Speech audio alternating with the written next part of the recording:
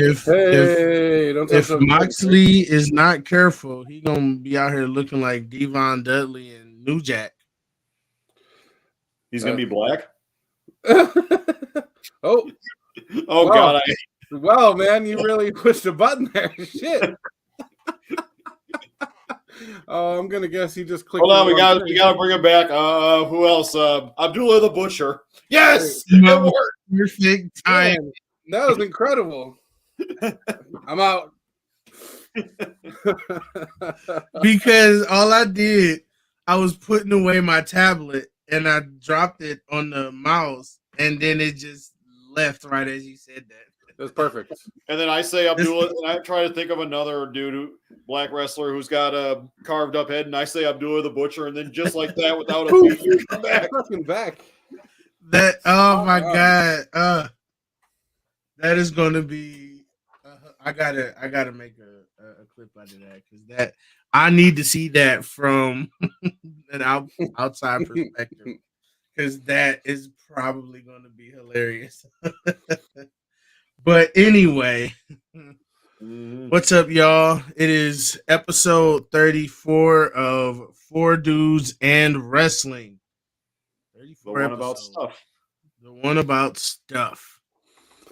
Elimination Chamber, other stuff. Monet is a champ again. Tony Khan's announcements. Tony Khan need to chill. Because he's using announcements the same way he was using Forbidden Door. Like, it's getting old. Because your last few announcements ain't been big at all. Cut Frosty some slack. In the words of Rick James, man, cocaine is a hell of a drug. Yeah. Cocaine up in here. Look. Something's got to give. Because Tony Khan is... It's like he's almost there. But he keeps dropping the ball on at least 2 to 3 different. And by ball, you mean 8 ball, right? Hey-o. Any type of balls. But yeah, last Saturday was Elimination Chamber. Mm-hmm. Thoughts overall? I stand extremely corrected about the Bobby Lashley Brock Lesnar match. That was a waste of my 5 minutes. Hot damn. Yeah. I miss Goldberg. Like I did not care about that match at all. Yeah, I mean, and that's not to roll through the whole fucking thing immediately, but hold on. Those two have the possibility, I believe, of throwing on like some bangers. For him to just do like 3 F5s and a fucking hurt lock, and basically that's the fucking match. Like, the fuck. Yeah, you're capable of having a great 5-10 minute match with Goldberg. You're telling me you can't have an equal, if not better, one with Lashley of all people? Mm-hmm. And their feud seems so like natural. I was gonna say manufactured, but like opposite ends of the spectrum. It just like. It just doesn't make sense to me. Like it doesn't feel like there's a real why to it. It's just the fact that one took the title from the other. Like that's what it seems to revolve around. And I mean, I think being like two of the beefier motherfuckers on the roster, and they both have actual fighting experience. I mean, that's where I think it lends itself to being very natural that they should be. This should be a fucking banger. That should have been the 3rd match in their set. That should have been the 6th or 7th match in their set because it's a natural matchup to me. They stand eye to eye. Like I don't know. Yeah, but it don't mean nothing if you don't do nothing like anything with it. But the writing for the matches and build up for it just seems fucking terrible. I don't know. Yeah. I'm gonna put it at least a little bit on Brock because he seems real robotic since he got back. Yeah. Bobby who? Bobby Lashley. What the fuck? Like it's I don't know. It's this at this point, I guess it's because he's not truly sticking to either or gimmick wise, like bad guy Brock or cowboy Brock. It's just like he's bouncing in between both and it's not working. Like it's working for Lashley, oddly enough, but it's just not working for Brock because it's like with Lashley it feels normal or like natural, but with Brock it's like he's working is like trying to navigate a laser grid without touching the laser. It's like it's just, but he's hitting every laser. Like it's yeah, I was gonna say. I think you're leaving one part out that he's lost every limb because it's just like it's not working. I don't know what it is, but it's not working. And I feel like if this does lead to Mania, it's just going to be like, man. It has no purpose in this story, but just have him bring back the Money in the Bank briefcase / ghetto blaster that he used to have. Look, something, because this ain't it, Brock. I've been loving your gimmicks for like the past 2 years, but now it's you got to figure it out, man. And it seems like they're just moving. And it seems like they're just moving right on from the motherfucker. Like, yep, DQ. It's all right. On to the next shit for these people. Like, and I don't know. I thought that was to build towards the match that I was expecting on Saturday for like WrestleMania or something. But speaking of a gimmick for Brock Lesnar, because he was giving me these kind of vibes at Elimination Chamber. It's showtime. Yeah, he did have that pony up pretty high, didn't he? That's all I could think of. Like, just put on like a tent, like a little safari outfit or something, and have him be like Crocodile Hunter or something. Like, or this. Look. No, Brian, I would take this. If you want to make Lesnar scary, I guess have him carrying around an elephant gun is one way to do it. Like something needs to give, but Brock was definitely giving Shrunken Head Dude from Beetlejuice vibes at Elimination Chamber. I had me a good old laugh with that. I was dying. We also had this match, which I feel like this feud should have died there, but they are milking the hell out of Finn Balor and Edge right now. I don't even know what the logical end game for this feud is. I don't either. Edge dies in the ring. Like, Jesus.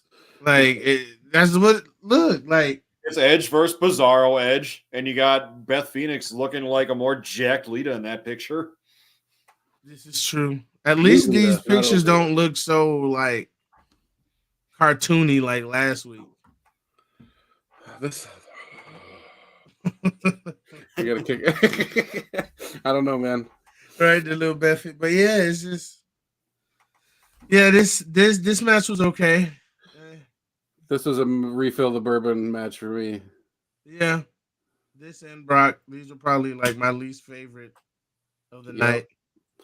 That's where I was about to go with it, where we started talking about. I was like, well, I don't want to go down the whole card and piss on it in the first 5 minutes, but that was definitely the next match that I was about to go to.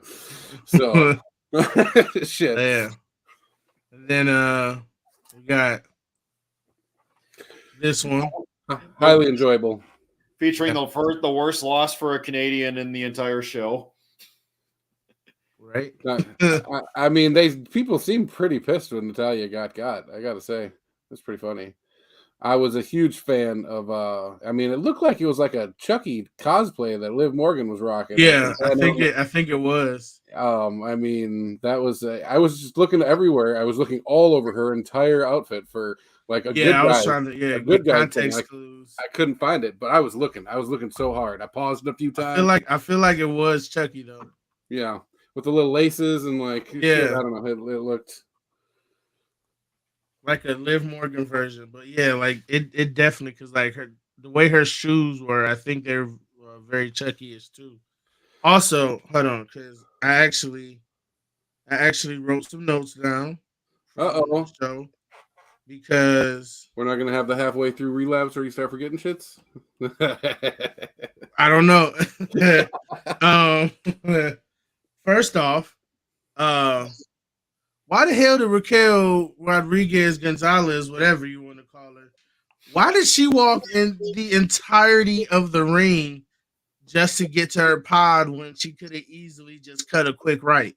Because that's what they were all doing. They all walked in and did a little air smooches to each other. But Especially wasn't she? She was the third, so she walked all the way. Like, why not just put her in the pod next to Asuka? Because then she walked past the completely empty pod to get back to the other one. And I'm like, just put her in the pod that she just walked by. Because the random lights on the top of the elimination chamber aren't random. Yeah, and they could have easily switched them. I don't know, man. The show's programmed in definitely the night before. Because it was just like, it annoyed me so much that she walked around the whole ring. I'm just like, why? Like, I get it, but why? It just, Because I she don't had to know. kill It's time just, because the Brock Lesnar match was 3.5 minutes long. yeah, it just rubbed me the wrong way. That's all I'm saying. But it's still a good match. That was my only nitpicky thing about it was, that. Other than that, it was fine. It was a decent match. Yeah, through the plexiglass spot was pretty decent. Mm-hmm. Nikki Cross is really good at being crazy. Yeah. Just her Look at her picture. just sitting there Indian style. Well, it's because Carmella's thumb's in her butt. But like, I could have definitely done without Carmella in this. Yeah, I would have liked nothing. I have Gracie nothing against Carmella. It's just, I just feel right now she doesn't add, much of anything new. I don't know. I mean, considering everybody who was in this match, she probably comes off as easily the biggest shit talker out of all of them, like naturally. Yeah, she does have that. But I can't really like put my finger on what it is. Where I don't know. I'm just not really big on Carmella right now. She does great work. Maybe it's just a lot of just different types of women on the main roster now. And so it's like, if your stuff is similar to other people's, I can't really mess with it or rock with it. Yeah, there's like a half a dozen, like I'd say more divas than wrestler types. Yeah. And I feel like she's one of them. And it all just kind of blends together. Yeah. I mean, not to take anything away. I'm not trying to revive the ISTK here, but exactly. It's just right now it doesn't feel like there's a place for her. And that's not necessarily a bad thing. That just means right now I don't know. But still a good match though. Yeah, I agree. I enjoyed it. It was, I won't say it was better than I expected, but it was what I expected. Yeah. It could have been made better by having different people in there. Like that could have been intense. You put you put Becky and you get Bailey in there and really put a question in people's mind. Like, okay, there's like 4 chicks in this match right now that like legitimately should get or could get a shot at WrestleMania, just to throw some more what's going to happen into it. You know what I mean? Yeah, for sure. Because I bet you Asuka was the odds on. Like everybody. Oh yeah, everybody picked Asuka. Now this match, this was a fun match. This one was Montez Ford pulling is that like a Batman? Yeah, like in because between. we were talking about like what crazy spot that he was going to do. Mm-hmm. I never guessed that. It felt like every 10 seconds. Right, and I'm just like, I really wanted him to win. I knew he wasn't, but I really wanted him to win. Like, I didn't really care about a lot of the other ones. I knew either Seth or Austin was going to take it. But since they're definitely trying to push Logan versus Seth, that made sense. So, other than that, I feel like the MVP of that match was Montez. I don't know. I mean, I thought the Bronson Reed spot with it taking all 4 dudes to get him eliminated, that was pretty smooth. You definitely aren't thinking he's going to win. He's too new to get gold. but they still kept that like that monster appeal to his character really really Oh, well. And I thought Priest did very well. He yeah. I don't know, he's quality. He's high end. Yeah. He'll be a heavyweight champion within the next 2 years, I'd say. 2 years after Roman drops a belt. Whenever that happens, I that will hope start sooner the rather than new. later. Hope sooner rather than later. The dude's like already like in his early mid 50s or 40s, I think. So he's getting up there. Is there some problem with that age? What's you trying to say? Now there is one thing Never trust that anyone over 40.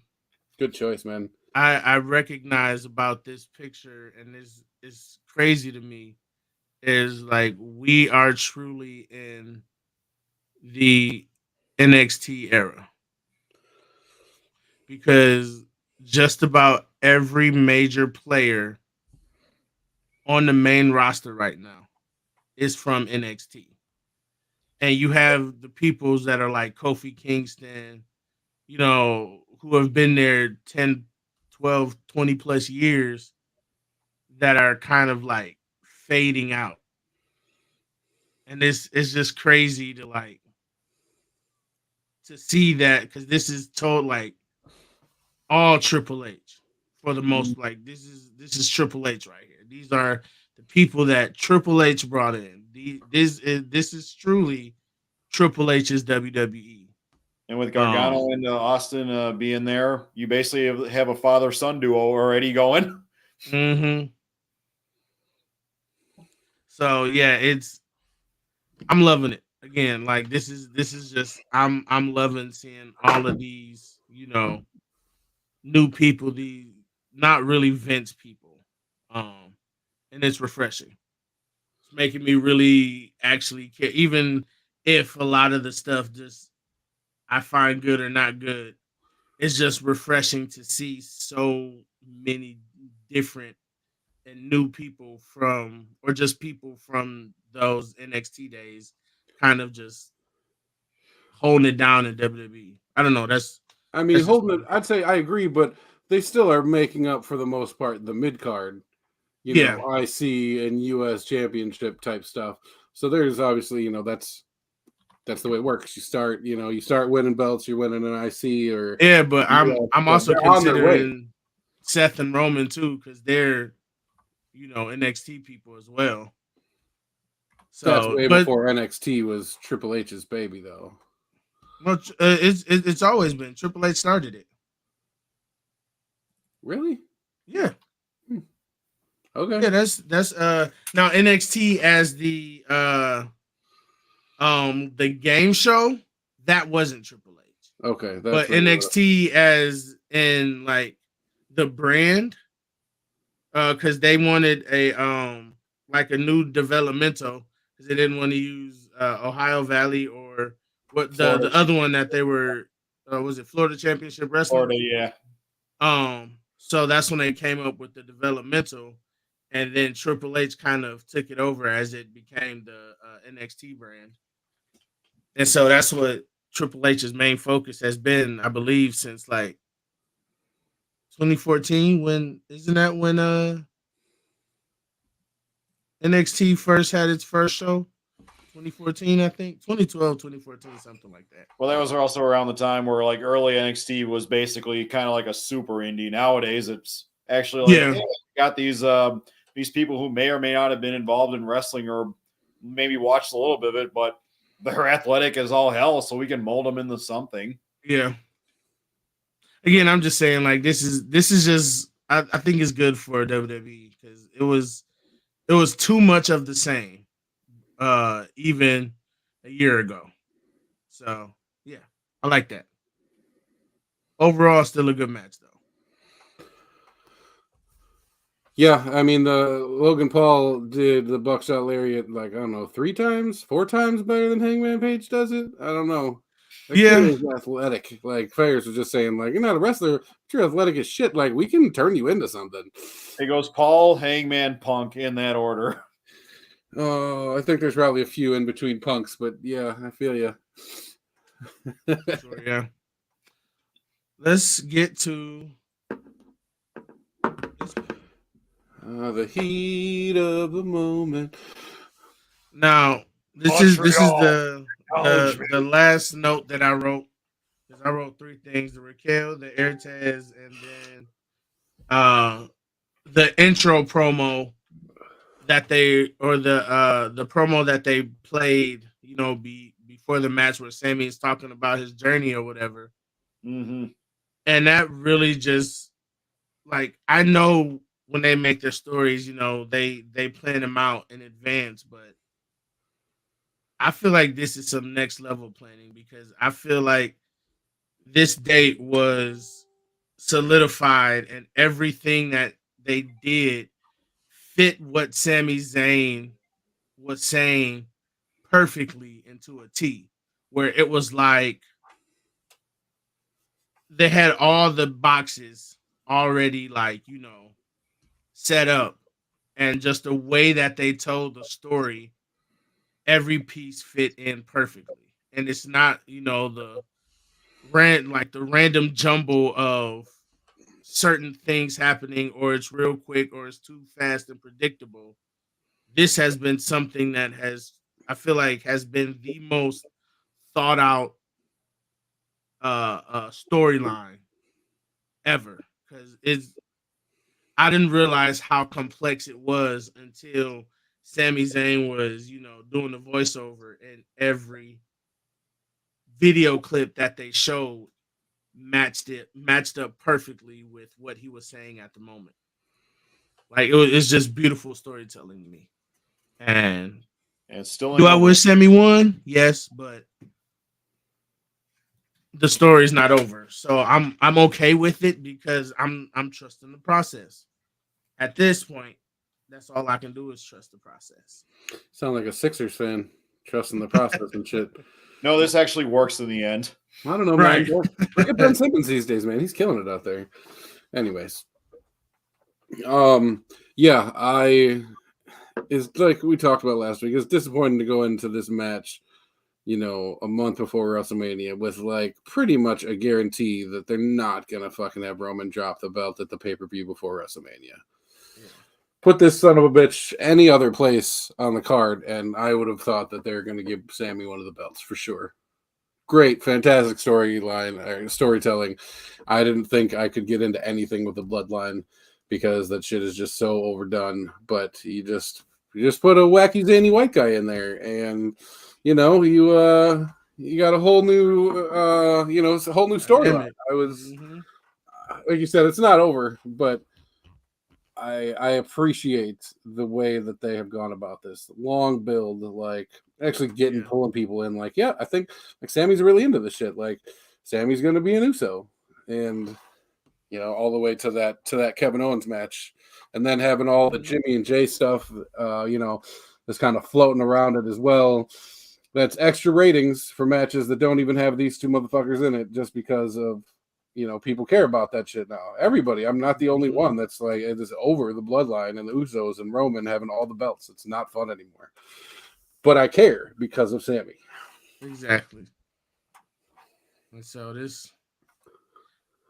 I don't care how where the story goes because I know it's going to be good. But this is one of those times where when I'm okay that the fans' choice didn't win, even though some people online were like, Sammy should have won. They should have just gave this one to the fans and blah blah blah. But yeah, but then what's next?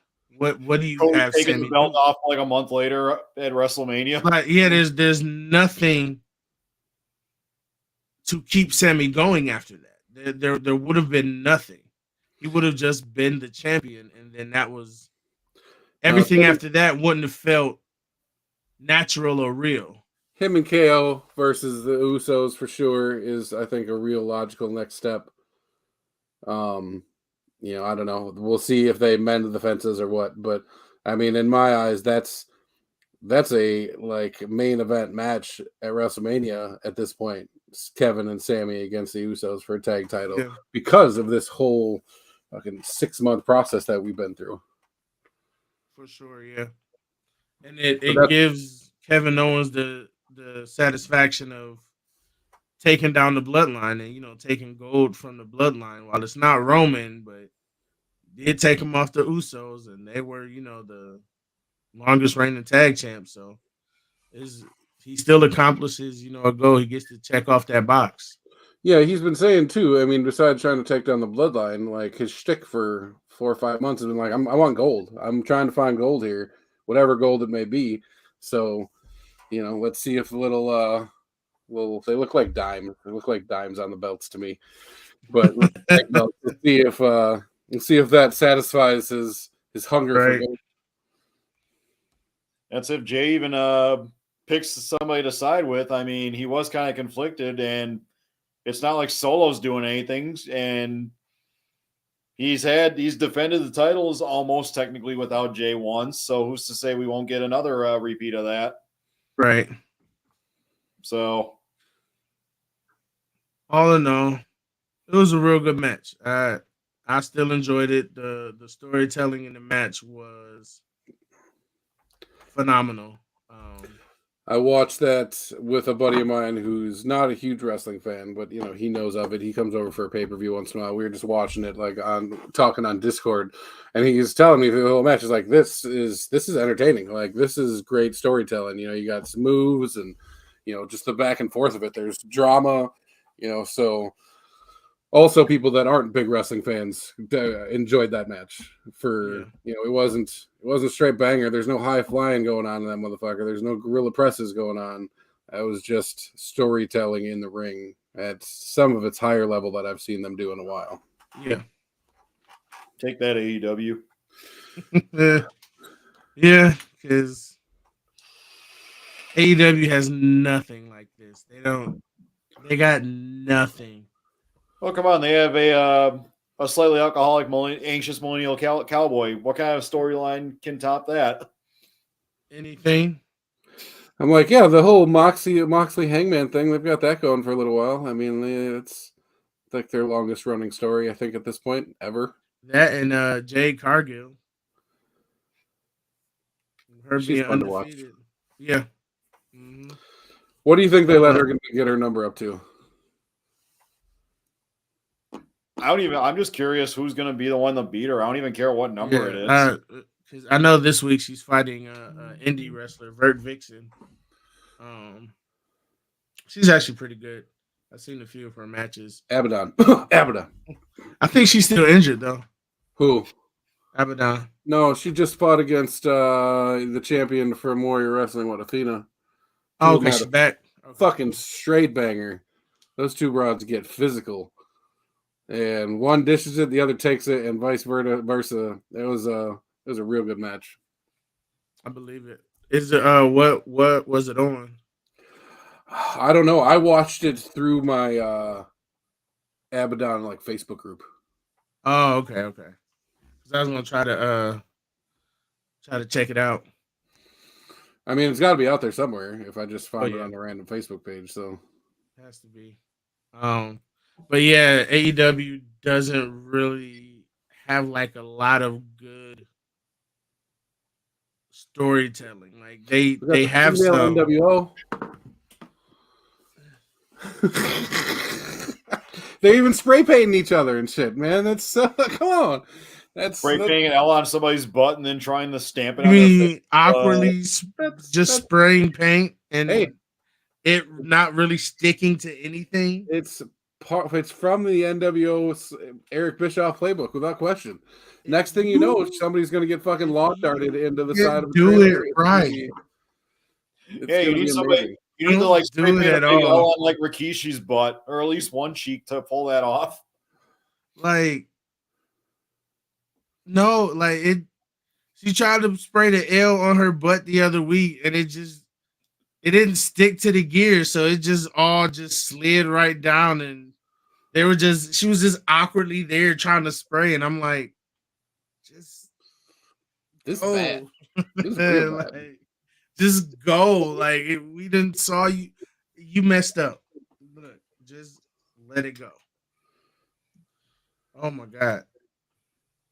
This just made me think of, I don't know why I just started thinking about this, but it's the weed. I don't know I don't know what Ronda Rousey has been doing, but she's a lot better in the ring now. Like she's she's getting a lot better in the ring. I don't know what she's doing. She's still boring as a character, but her wrestling work is improving. She's taking a lot more bumps. No, she's doing what I want her to. Like, she hasn't been treating it like. What match did I miss that you went from her last week on SmackDown? And like anything, whatever she's doing with Shayna Baszler, she's taking more bumps. She's actually like, it looks like she's wrestling. It's not like she's trying to be a UFC person in a wrestling match. It feels like she's out there actually doing what she's supposed to be doing. She has to stick with wrestling because if she goes back to UFC, there's that slight chance she might end up on that Power Slap show eventually. She just gets fucking ended. She is still on my shit list of I just don't care to watch, but I see improvement. That's all I'm saying. I see improvement. Okay. It was bound to come. And I needed to see some improvement, and then how she didn't, because they redid the Shotzi spot that Ronda botched at what was the last pay-per-view that they just wrestled at? Was it? I don't remember. You said what? It wasn't Rumble, was it? No. I forget which one, but whichever one Shotzi wrestled Ronda at. And then Shotzi went to do the DDT from like the top rope, and then Ronda just botched it like she wouldn't release the rope or go down the proper way. But this week when she did it, it was like that actually looked like it hurt. Because Ronda spiked, like she top of her head on the side, on the ring apron. So I'm like, okay, I see some improvement.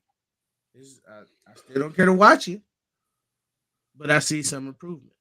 So I'm gonna give my props. I guess, man, it's real easy to move up from a level 1 to a level 2. It is. Whatever the fuck. It is.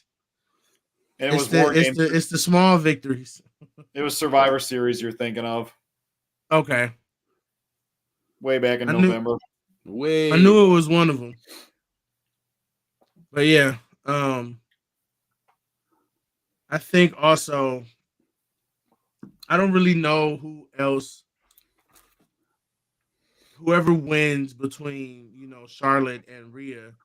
I don't know who the next in line should be because there's so many for either title. I really just don't know who should be next in line.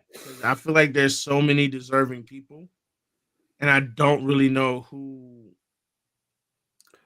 is going to work best with who.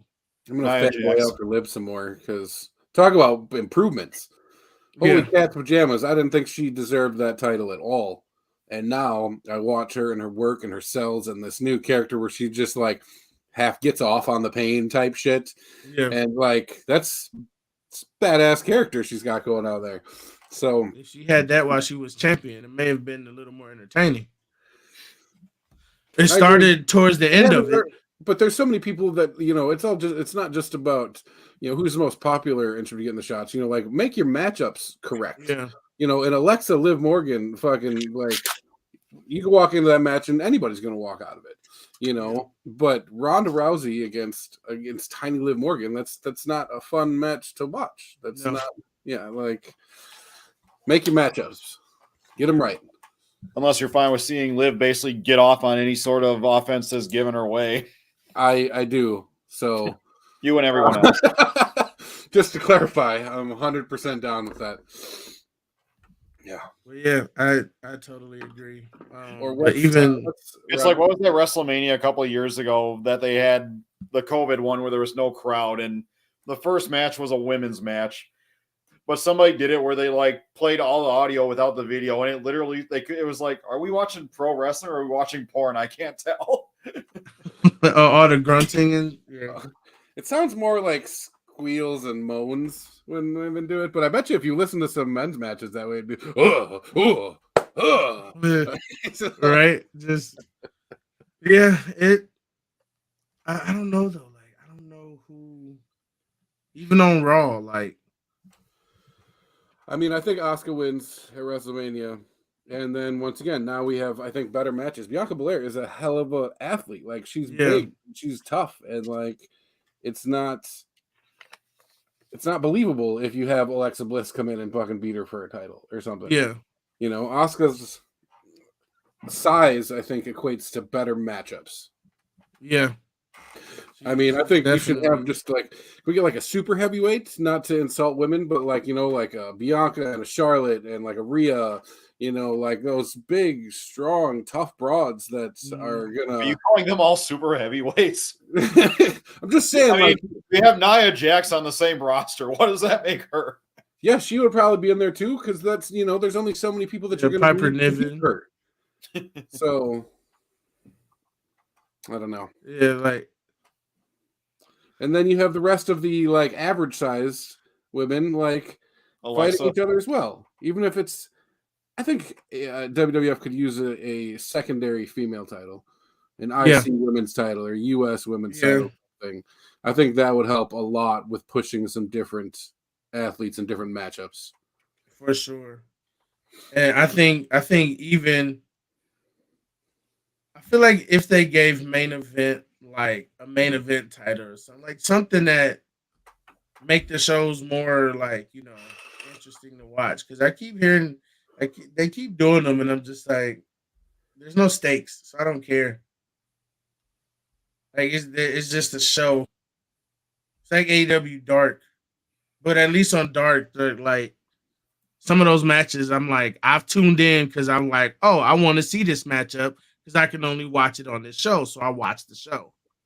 So it doesn't have that. But I think if they had something, give them some stakes or something to make it a little Give 'em more some pork interesting chops, to even. watch. They ain't got to be steaks. Pork Right, chops. just something just to put a little interest in it, like because I would love to watch it. It's just there's no stakes and no stakes, no pork chops, no ribs, right. no nothing. Speaking of chicken breasts, do you think that WWE main event. do you think they'll EO and Damage Control will lose the tag titles to Lita and the Man?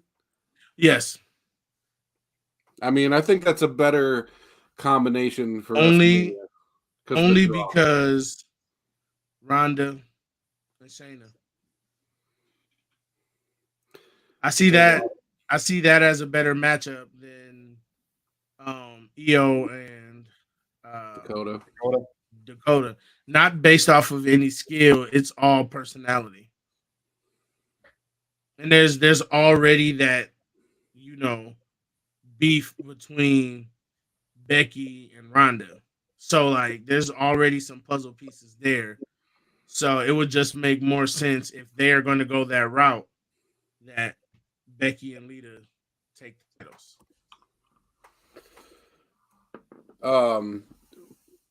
Just off the Becky thing, I want to say that Joker promo with Seth Rollins and Becky and the Man was male voice.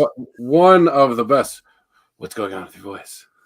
What's with the paint? It's an exfoliator. Did you see that they WWE released teasers of all of the spoofs that they're doing? No. There's one. I'm going to see if I can find it.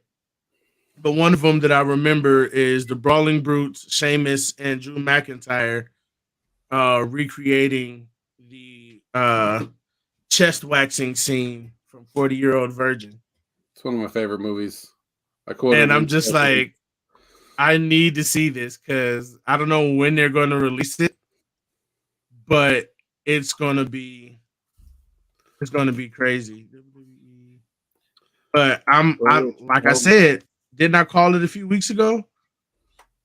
If only what'd you call it? Which one? If only that they're gonna make the spoofs again. Well, they started doing those. Yeah, as soon as they started releasing the old ones, I think it became obvious that they were just warming the palate up for whatever they're gonna do with the new peeps. Mm-hmm. Now, what were you about to say?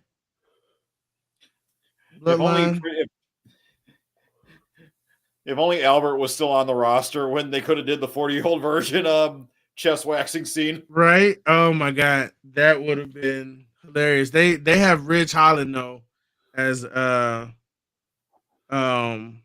Andy. yeah. I was typing something. But yeah, like it. I'm so glad that they're Can we get a bringing Tommy these Boy with back. Otis? Yep, that's what I was just on my Yep. way to. You Mhm. fucking cutting me off, bastard. Yes. Yeah, I think he would crush. he's a Wisconsin guy too, so it works out. Yeah, And he can read now too. So I mean, like all kinds of stuff. He could read the script. That's fantastic. He Yep, just and posted some then- shit a few months ago that he like finished Yeah. his first cover to cover book in his entire life because of his dyslexia and Mhm. such. Yep. and So then- I mean, I'm not ribbing on people with dyslexia. No offenses at all, but it's funny. I think He I can think read that anything with this Mandy stuff with Rose and Eminem Double. is going to be great. Wait, what's going on? The stuff between Otis and Eminem. Oh, at first I'm like, dude, I Like- haven't heard shit about Shady getting on this motherfucker, but now I got See? it. Sorry, yes. He called him Otis. Mhm. I'm like, yes, I put Otis there. Otis would shine as a member of Maximum Male Models. Oh my god. Yep. I mean, he needs to get on the mic way more because you can like even just when he comes out, he does his character so well. Like you can see the half confusion and Yeah. whatnot on his face. So if he could actually get some lines and really get into it a bit, I think he'd be fucking superb. I don't know why, but I feel like I want Luke Gallows to bring his Festus character back for like one match and just Festus and Otis just No, I want to see Bronson and Otis personally. Oh my god, that too. Like if those two dudes tried to kiss each other, they couldn't because they couldn't reach far enough over their guts to Right. kiss each other. They are Some beefy boys. as what's his name? Big E, big meaty men bumping meats or something. That's what you've said meat enough times. Yeah. But look it up, Google it. It's hilarious. I can't find this promo thing where they showed the pictures, but just try to find them. I saw them on Twitter, so look on Twitter, I guess. But they were hilarious. I can't remember the other ones. I think there was somebody doing Stranger Things, which would make sense. But I can't remember some of the other ones. But they're going to be good nonetheless. Also, I saw that Seth Rollins was on CNN because of the boots that he wore last week. I guess they're $350 rubber red boot thingies. They're sold out too, apparently. I wouldn't pay that much, but No, I'll probably buy myself like I don't know, get my kids some braces before I go and fucking do that shit. But $350 for anything that I'm putting on my feet at this age is yeah, that's a no go. But yeah, for sure. super fun. Sorry, Sunday's got some boots. Here, some boots. Here's some chiclets. Yeah, exactly. You're Oh. straightening out somehow. But yeah, they look like the Pac-Man from the old like cartoon. That's what those Pac-Man are boots. for sure.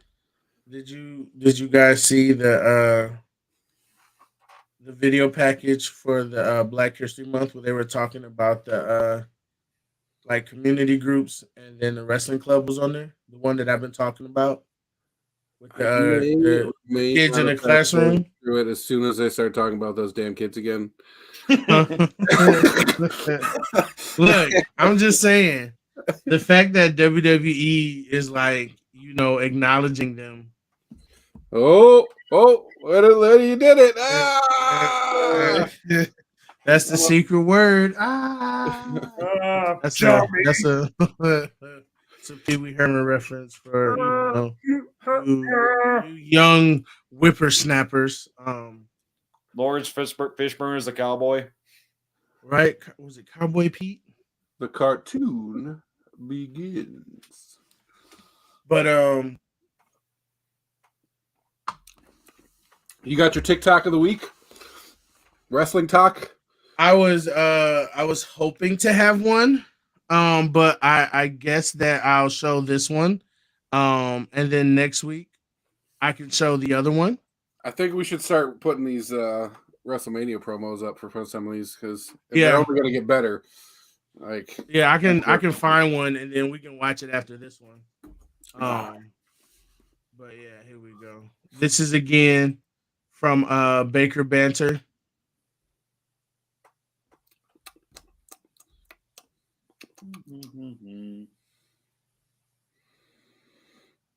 You may have seen our viral video recently of Derek getting really emotional at the end of Royal Rumble. Here's a reminder. Well,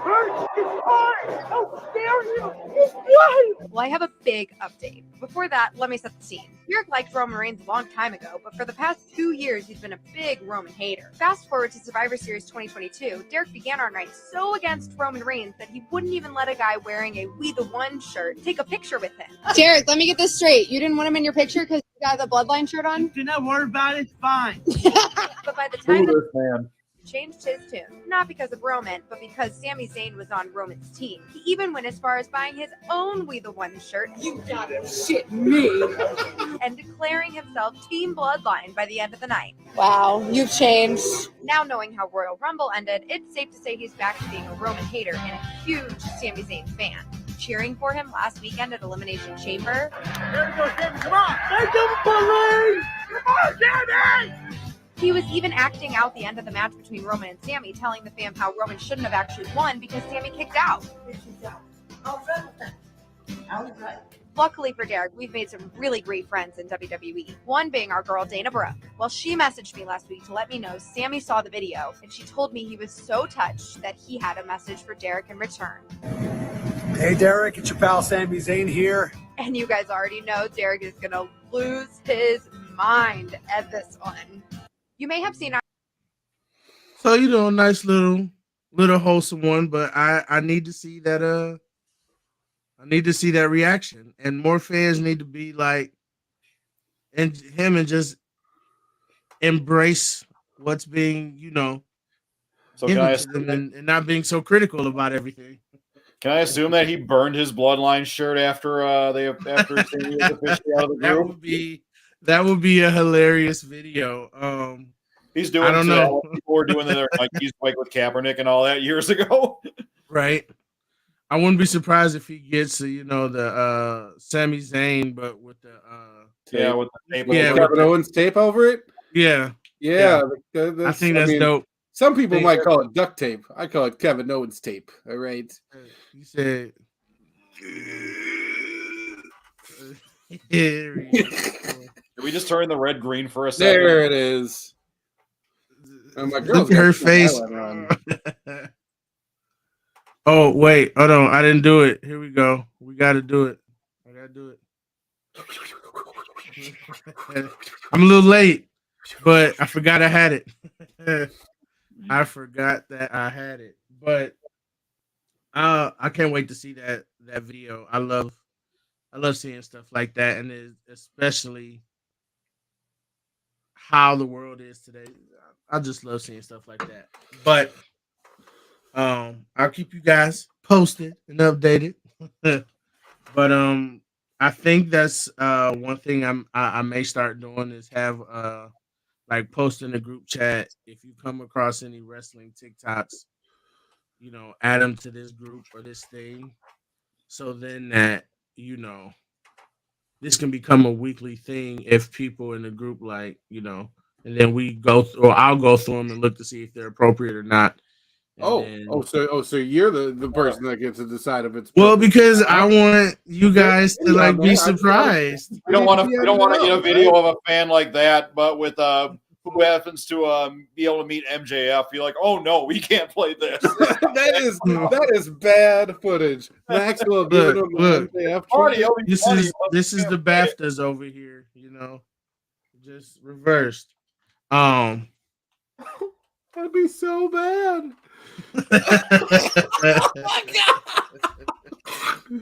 Oh, I hate the BAFTAs. that's phenomenal booking, Ferris. That's we don't even need to see it. It's just funny to think about because Max is a douchebag. we all know exactly how it would go. Yeah, that's funny. That's funny. Now, I might be the only one, but Is this gonna turn into a race thing again? Come on, man. No, I'm no, just it's a MJF thing. uh-huh. I feel like It's a Jewish thing. Isn't JF it? is this generation's Ric Flair. I give it some time, but I agree. He is living the life on and off the stage. Yeah, Yeah, I'd like to like- think he's making better decisions than Rick did, but But like character wise, mhm. like I feel like how I feel, watching MJF talk and just, do his thing. I feel like that's how people watching Flair when he was, young and, with his nature Kayfabe was was to- real. yeah, and I feel like it's that same thing because I know the story that MJF been telling is bullshit. Like I know it's fake, but the fact that like he's just 100% committed to whatever bullshit story he's gonna tell us, and it's like we know it, like we know that story didn't happen. He doesn't care. He's just like the little Jewish kid that likes to do the plays and shit was getting Right. fucked with. Like I would imagine that he was. so That's why, like, I mean, whether it's true or not, like you're right, he spins a hell of a fucking tale. Like I believe it. I'm sure Right. it's expound upon, but like I'm sure bunches of that should happen before he grew into his body and like started playing football. Like life's tough for fucking kids. And I got two of my Yeah. own. Shit that other kids say to each other. mhm. Fucked up. So yeah, for sure. So like, because his whatever he's talking about with this random girl in the car accident, and then you also get, like you said, that real life stuff where it's like the character and the person, blurs the line. It's just perfection. It's just like everything he's doing is just perfection, and it's just like everything is working. You Especially think this, you go first? especially this past Dynamite episode today, where he just like went off on Daniel, whatever the hell his name is, Daniel Bryanson or whatever. Right, now. yeah. But yeah. basically saying like you have a family, I don't, and you're throwing it all away just to keep being a wrestler. You're a dumbass. Yeah. I'm like, that's such a stupid reason. But like, because of the way MJF delivers it, I'm like, fuck yeah. Like, I'm 100% like, you fucker. How dare you not love your family? Like, yeah, fuck him. He is gonna get CTE, just like he was about to say before he got punched in the face. right. And I'm just like, it was just the way he was staring at Daniel Bryan, whatever his name is, while delivering that promo. And I'm just like, he's giving me Ric Flair vibes right now, because Ric Flair would get crazy in the face while he was cutting the promo too. And I'm just like, I was getting those same vibes. Like it's crazy. And that's when I was like, I don't care what anybody says, MJF is this generation's Ric Flair. I mean, you're jumping. Like- He's on the track to be there. He Yeah, has some fucking accomplishments to accomplish. Oh yeah, hands down. He's But like I'm 4 more we as developed. a character wise, yeah. Everything You else, call him Brian Bella.